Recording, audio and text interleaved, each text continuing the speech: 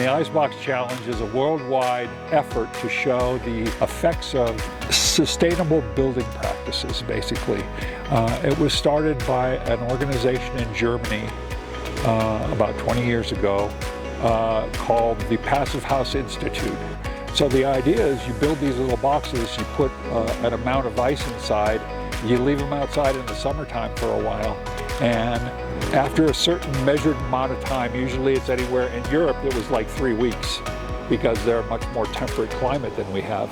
But what they do is they'd open it back up and see how much ice was left in both of the little boxes. What's really, really cool about this project is that in the past when they would do this, and they just did it in Vancouver, I think last year, they would just build an 8-foot by 8-foot box, and there was no use for that.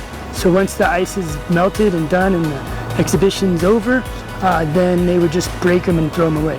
What we're doing is we're actually building it a lot larger so that we can retrofit it into a tiny home, which we're going to donate to the Esperanza Women's Shelter here in Santa Fe. And we're going to have 3 different homes which have bathrooms, a toilet, shower, and a living quarters. We'll have all 3 of them with electricity, air conditioning, heating, and all that all hooked up. After we finish the Icebox Challenge, we'll do a lot of retrofitting, which would be great for the community and a good project for the students. I was always interested in doing construction, and I learned a lot of stuff with insulation, putting the walls on the house, mainly construction stuff.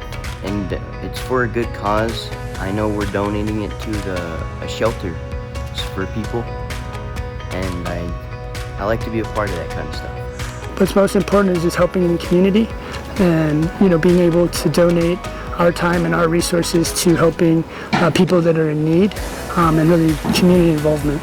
I want to commend ECO for having this program, and we're hoping that we can get it built up to where it used to be before COVID. And sometime in the early 2000s, this program was building teacher housing. I mean, they were actually building houses for teachers. Everybody at the lumberyard could remember selling lumber packages to the school system so that they could build houses across the street here. And that's where I'd like to see this program be.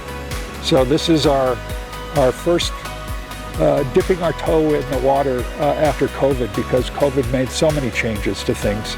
So that's why I want to do this.